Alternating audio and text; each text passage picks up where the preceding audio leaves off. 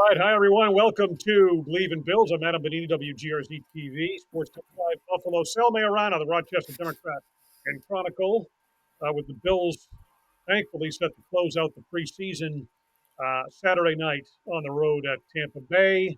Sal, how are you today? I am good. How are you? I'm doing just fine, thanks. And all right, well, we'll begin by stating the obvious, just to kind of get this piece of news out of the way. FanDuel, the presenting sponsor for this show, has Josh Allen to repeat as MVP at plus 600. Patrick Mahomes plus 650, Lamar Jackson plus 550.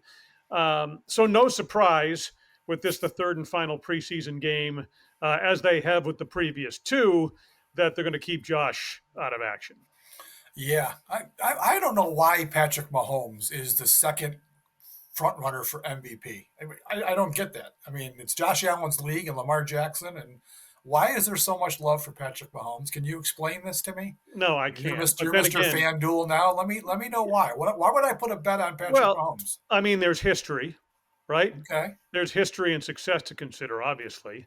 But I would agree with you, especially given the competition and how it played out between Josh Allen and Lamar Jackson in particular. And, we'll begin to get all kinds of speculation and read on that in the opener coming up Sunday Night Football, Baltimore at Buffalo. But no, Mahomes, I guess there's been a lot of talk about the Chiefs and sort of the chip on their shoulder approach they're taking.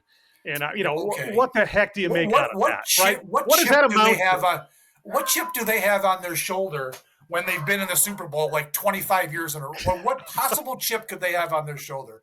NFL team. Oh, nobody respects us. Give me a break. All right, we went off on a tangent because I can't Yeah, stand this we Patrick did. Mahomes love affair that everybody in the world has all the time. So you were asking me about the third Bills preseason game, and Yeah. aren't we glad that we finally gotten to this point? Yes, we are. You and I both know because we've covered the NFL for a bazillion years that the preseason is literally the worst product in professional sports. Now it serves a purpose. There's no doubt that it serves a purpose for coaches and general managers. They got to pick the team, and this is this is part of the evaluation process. But results don't matter, so people should stop worrying about 38-0 last week. Sean McDermott moved on probably a couple hours after the game on the flight home. It's all about evaluation, which he said Thursday. This is what this game's going to be all about in Tampa. He doesn't care if they win or lose. It's all about evaluation. They've got some really interesting decisions to make at the bottom of this roster. And they even got a couple now, Adam, in the middle of the roster, Right. given a couple injuries that have cropped up this week. So, yeah, it's going to be a very important night for some of these players. All right, so let's get into that. And that's, when you're a team that's as established and as successful as the Bills have been, you're not, and we talked about this on the last show, you're not making a sales pitch to your fan base like the Bears were, for example. You are truly evaluating the bottom of the roster, but let's get to the top of it. And, what we do and don't know about, really don't, about the injury as we record this to Tre'Davious White, who was kind of slated in, the veteran making his return to Buffalo. The rookie Max Hairston, the first round pick, heals up, especially, and develops. Now, White, there's some question about obviously, there's already major concerns about the secondary opposite Christian Benford, and that adds in a very meaningful way to that concern. Yeah, I was there at practice yesterday, and nobody saw exactly what happened, but it was probably a non-contact injury because they weren't tackling or, in fact, I think it was even on a running play, if I'm not mistaken. So he did something out in the secondary. Nobody was watching, but we watched him limp off the field with a trainer, and he went over to they were on the far side, Adam, on the visitor's side, and he went up to the wall over there and kind of like punched it a couple times, not to break his hand, but just a frustration, a few punches to the wall, so you knew something was wrong. And then he walked to the tunnel, and he ended up walking up the tunnel, came back, but they put him on a cart to drive him over to the Fieldhouse locker room, which is a little ways away. Right. So, what do you make of that? I don't know. We had no contact with him, obviously. After McDermott had spoken in the morning, so we're not going to get an update on Trey White unless something happens here where the agent releases some news, that could definitely happen. We're not going to know anything until McDermott speaks after the game, but didn't look good. And if he's going to be out against Right. the Ravens, they've got serious trouble in their secondary. We'll get to Cole Bishop, I'm sure, but you're looking at Cole Bishop and Taylor Rapp starting at safety, most likely. Not exactly the dynamic duel that you once had back there. And what are you doing at corner? I mean, Dane Jackson. I had Dane Jackson cut from the team two He's weeks he's ago. looked he's looked in the He's games looked that he's he's looked looked terrible. He rough. hasn't looked Yeah, much better terrible. in practice either, Adam. He just has not looked good. He's the kind of guy they would love to get him on the practice squad. That's a perfect guy, veteran, has been with the Bills, knows the system. They'd love to get him on the practice squad. They may have to keep him on the active roster if this Trey White injury really ends up being something. Because I'm telling you right now, Max Hairston is not going to be ready for the start of the season. I'm expecting him to be an injury reserve with the designation to return. I think they get two of those in the preseason. I think they can I think that's right. designate two guys, right? I think he's definitely going to be one of those because there's no way he'll be ready to play. He hasn't played for almost a month now. So they've got some issues.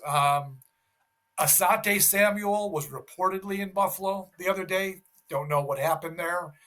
Same thing with Gabe Davis. We don't know what exactly transpired, but they might be on the market for a corner if this Trey White injury turns out to be something that's going to keep him sidelined for a while.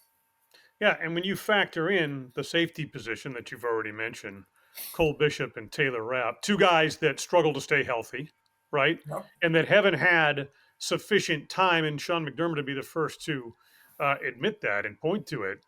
I mean, I feel like they're going to be vulnerable on the back end, even if They White's are. back in there. Yeah, well, look, that's a good point, Adam, because I told you on the last show, and I've written it. He hasn't exactly blown me away. I mean, the first preseason game, you kind of give him a pass, but it was very obvious. Russell Wilson played that first possession for the Giants. He went right after Trey White. Never mind Benford. They're not even going to try to go that way. They went right at him. It wasn't great. He has gotten beaten enough times in practice. Now, sure, he's had some good reps too, but he's not Trey White from a few years ago. Bills fans have to understand that this is not pre 2021 knee injury Trey White, not by a long shot. So he was already going to be iffy to me in the starting lineup, but you'd sure rather have him than whatever alternative they're looking at right now on this roster. Yeah, there's no question about that. All right, we're going to get to receiver. First, I just wanted to touch on backup quarterback because that again has been a big storyline in the preseason. I mean, is there any question in your mind that it's going to be Mitch Trubisky? I mean, there isn't in mine. No, he'll be the backup. I doubt he'll play. There's no reason to play him Saturday night. So now the decision will be, Mike White or Shane Buechele for the practice squad. And I kind of was looking into it, and really, Adam, there's no difference in money. I thought there was a little bit more invested in Mike White, but there's nothing. There's no difference when they go to the practice squad. So I think they're both going to get a chance to play. Buechele might actually play a good deal of this game. And if we see that happen, that might be an indication that they want Mike White to at least try to get him on the practice squad. Of course, he could get claimed, but I guarantee you, no one's claiming Shane Buechele. So they might try to get Mike White on the practice squad, and if they lose him, they fall back to Buechele. But we'll see. I mean, this game, who knows? As Sean said, he's seen players who, in that last preseason game, can sway an opinion one way or the other. We'll have to see how these two guys play on Saturday night. All right, so a lot was made of the Gabe Davis visit, right? Yeah. And understandably so, given the history. What do you make of it? Look, I think they kicked the tires. He's out there. Jacksonville has already paid for most of his salary, so he'd be a very cheap add to the roster. They've loved him, right? Gabe Davis was a popular player in Buffalo. His teammates and coaches all loved him. Obviously, the decision was business last year, and good for him. He got a nice big guaranteed, whatever that bonus ended up being. It was pretty good. The Bills weren't going to give him that. So, hey, he's back. He got cut by them because he got a knee injury and he missed half the year.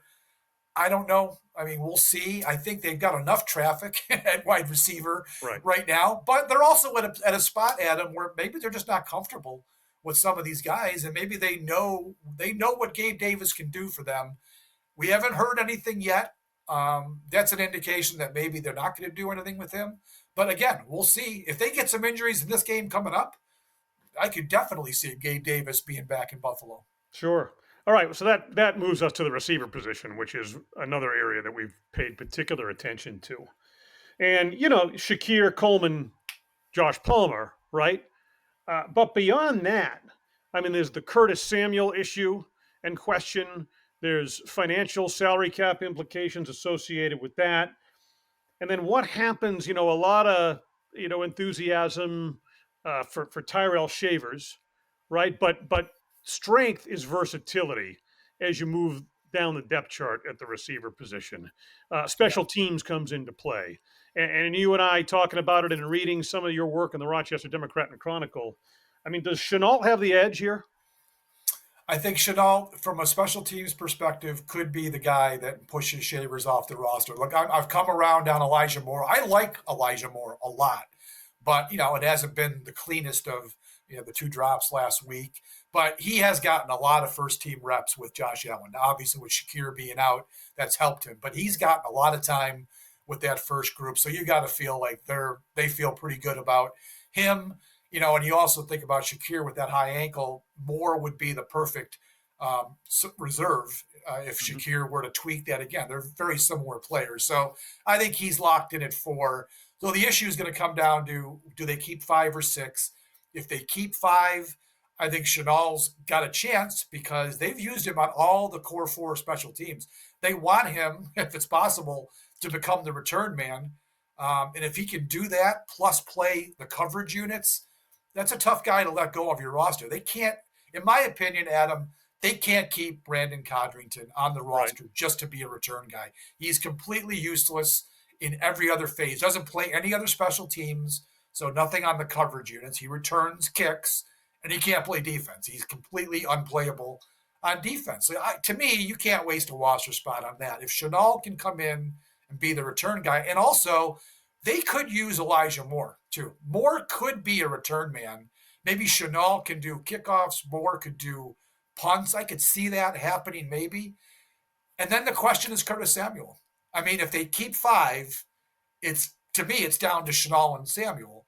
If they could find a trade partner, Adam, I think they would jump at the opportunity Sure. to move most of that. The acquiring team would get most of the salary that he's owed, because they can't just cut him. It's just ridiculous what it would cost them. Not ridiculous. There's been worse, but it's stupid. They're so tight against the cap, they can't afford to do that. So if they could find a trade partner, I think they would love to do it. He's been a 0, as far as I'm concerned, a 0 since Hmm. he's been here. I'd rather have Laviska Chenault and what he can do, and not so much for his offense, but for special teams, and go with those top 4 guys that they have. And maybe if you keep 6, Shavers is the 5th guy then to Right. play offense. That's what I would be doing if I'm the Bills. But He's it's going to be tough to move that contract. No, no, that's just it. I mean, at this point, to move that deal, I mean, and I feel if they were to keep 6 Shavers, right? I mean, I feel like he's earned a Yeah. spot, but we all know the numbers game when it comes to the roster. Now, we've touched on defense in the secondary as well. You had listed some bubble players, and as we wrap it up here, as we approach the 15-minute mark here on the show, who are you looking at defensively as far as players to watch in roster spots in this final game, preseason? That Well, is. it's going to be very interesting what they do with Dwayne Carter, because right now, I mean, I think the 2 rookies have outplayed Carter, and then you've got Oliver and Jones are your starters. Now, I think Carter will be safe because Ogunjobi is going to be suspended. Mhm. But to jump ahead here, when he's back ready to go in week whatever 7, when he can play again, or week 8, they have a bye, they got a tough decision to make. Now, here's something to consider, which I don't think a lot of people are thinking. If Dwayne Carter, who I think will make the initial roster, if he gets a game jersey, which is also possible because Deion Walker is, a developing player, and he plays well, do they move on from Ogunjobi and not even bother after he gets back from the suspension? I mean, that's something to think about, because they would save a little bit of money on the salary cap, money that maybe they could use at the trade deadline if they bring somebody in. Just food for thought. Like I said, with the suspension, I think Dwayne Carter makes it because they'll probably keep 5. So that's something to pay attention to. Edge rusher is going to be very interesting, Adam.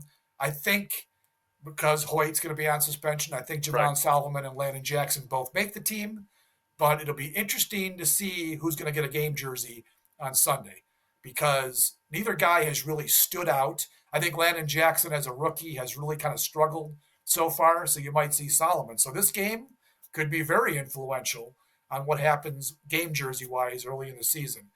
And then in the secondary, we've already touched on the Yeah, guys we've that are hit up. that. I mean, Jamarcus Ingram is a corner that I think they like, and I think they'd like to keep him.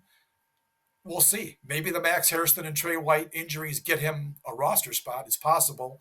Dane Jackson might have a path now to the 53 because of that. So those are going to be some interesting decisions they have to make too. And then safety, I don't think they're going to keep five. So I think Derek Forrest, who's done Yeah. nothing in this camp, I think he's going to be gone. And maybe you get him back on the practice squad, fine. But those are a couple positions that I think are interesting. Oh, also linebacker. I was going to say Linebacker will linebacker. What be, happens at the bottom of the depth chart there? that's going to That's be an interesting. interesting battle. You've got, there's no doubt, Milano, Williams, and Bernard, and probably Joe Andreessen because they love him on special teams. Quite frankly, he has not had a very good preseason. He's been a little bit off. It wasn't Buffalo Joe from last year, but they do love him on special teams. So I think he's locked in. If they keep five, you've got to decide between Olafoshio, who you had last year on the team, who refresh my memory. I'm forgetting the depth. Oh, Shaq Thompson. Shaq Right. Thompson, the veteran who McDermott loves, but he's missed 3 weeks. Right. And He's been injured. he's had some serious injury problems in Carolina the last couple of years. So I don't know if you trust him. Now, the guy that I'm hoping is going to make it is the guy I just wrote about that we just posted a story on, Jimmy Charlo. Charlo. Sure. That would be the coolest story. I think he's headed for the practice squad, but man, that would be a great story if he could be a special teams guy as that fifth linebacker. And maybe you get Olafoshio on the practice squad. But ultimately, I think it's going to be Shaq Thompson who would get that fifth spot. And then you decide, do you keep a sixth guy for special teams? Yeah, with Thompson, the value that McDermott places on experience, right? I Yeah. mean, there's And he's a availability and leader. durability, but he brings a presence He's that a the good others don't. leader. He's a veteran guy. McDermott has a lot of history with him. Um, and yeah, if you're choosing between Shaq Thompson and Olafoshio or even Charlo, I mean, come on, Shaq Thompson's an established NFL player, but you're going to need some guys on the practice squad, Adam, because he's been very fragile. So I don't know that his injury situation would get him through the whole year, but that's the guy I think they would keep. You brought up Charlo, and listen, I think I've enjoyed Hard Knocks, right? But I think largely, and this is to a great extent, I think by design in terms of the Bills and Sean McDermott. I mean, it's been relatively boring. It's been It great has. to see the team get the type of exposure, right, and a lot of the vibe that comes off of that, and some of the away from the field anecdotal stuff, Ed Oliver and the horses, that sort of a thing. Has been great. But um, to me, the Charlo, the behind the scenes where McDermott kind of called him out for his play on special teams against the Giants. I mean, that to me was one of the top moments of the whole show, Yep. That was and that that really that was revealed what's kind of playing out potentially in front of us. Um, that was the highlight of the show so far in terms of the football stuff. I mean, that's the kind of thing that I think fans wanted to see. What happens in those meeting rooms and how does he handle players? And I thought, we knew we weren't going to see anything negative. I mean, Sean told me that back in the spring. They are not going to show him chewing out a guy or whatever, or cutting guys this week. You're not going to see that. But it's been nice to see a moment like that where he specifically pointed to a guy, showed the play that he made, and that's the kind of hustle and determination you want to see. I thought that was one of the highlights of the first 3 episodes from the behind the scenes football stuff. That was pretty cool. So I talked to him yesterday, and I asked him. I mean, dude, 2 weeks ago he tried out for Dable and the Giants. They didn't sign him. He's driving home. He gets home. He's on the couch, not even 10 minutes, thinking it's time to call the army, and he's got to start his 8-year service commitment. And he chose infantry, Adam. So when he does go in, yeah, this dude could be in the ship. I mean, he's going to be on the front line someday, maybe. So he's thinking the time might have come. He tried out for the Patriots, didn't make it. Then the Giants called him, didn't work out. He gets home. He's home 10 minutes. The Bills, his agent calls. The Bills want to call him. or try him out. Gets on a plane the next day, two changes of clothes, he said, in his suitcase. They sign him, and here he is 10 days later. He's a star on Hard Knocks. He said, man, it was just totally surreal. He said his family was at home. He said it was like they were all watching. It was like watching the New Year's Eve ball drop, he said, back at the family homestead. It was just crazy that, I mean, would you have had that on your bingo card? Jimmy Charlo was going to be a Hard Knock star in the third episode. I don't think anybody called that one. Well, especially given the West Point background and everything, and kind of the, I mean, it's impossible not to root for the guy Yeah. um, to make the roster. So there he is trying to make the most in of his opportunity and doing a great job of that so far. Last question here before we wrap it up. And, this maybe gets into the overreaction category because we all know the right perspective to keep on the preseason. Injuries are a significant factor, though. So when you kind of roll it all together in terms of what they've gone through and what they've had to endure on that front and kind of shuffling things around in the numbers game and some uncertainty and all of that, how much concern do you have as you look toward that Ravens game? We've touched on it in the secondary, especially, and I think that's legit. Yeah, I think there will be some concerns. Look, the Bills are not going to win every game this year, and I think the Baltimore game is a brutally tough opener. Now, of course, the Ravens are going to say the same thing. They have to go to Buffalo and play the Bills in that stadium where they have not had too much luck up in Buffalo. So it's going to be a tough game for them too. But I can definitely see the Ravens coming in, avenging, what happened last January, and getting the Bills off to an 0-1 start. Well, they're trying to figure out, especially on defense, some of these moving parts. I mean, they are relying on some youth in that front defensive line. The linebackers are fine, and then the secondary is a problem. Yeah. And you've got Lamar Jackson and his skill position guys, Zay Flowers, Rashad Bateman, Mark Andrews, Andre Hopkins, Derrick Henry. That is a tough opener for a Bills defense that I think is still trying to find its way, even this late in the summer. I think it's going to be a tough opener. I'm not going to make a prediction yet. We'll see, because a lot of things could happen, but this defense is going to need some time to come together, and it's a tough way to open against that team. Yeah, I mean they've invested a lot into it, right, in terms of the draft picks and some of the upgrades and Bosa and all of those things. But the time that it takes, especially on the back end, for it to play out and the impact that that can have. I mean, we all saw what happened against Baltimore in the playoffs. I mean, look, if they protect the football better, right? I mean, Yeah. I think that outcome is different. Yeah, So Baltimore could have won that game if they convert that 2-point pass that Andrews dropped. Who knows sure. where it goes? That was the Bills played well, but the Bills were fortunate to escape that day. All right. So before we get to that, though, one final preseason game, Buffalo at Tampa Bay on Saturday night. Live post-game coverage here on Believe in Bills. So we'll look forward to that. Sal, we'll look forward to seeing you then, man. All right, Adam. Have a good rest of your night. All right. For Sal Mayorana, Rochester Democrat and Chronicle, I'm Adam Benini, WGRZ-TV, Sports Talk Live, Buffalo. This is and has been Believe in Bills. Thanks for being with us.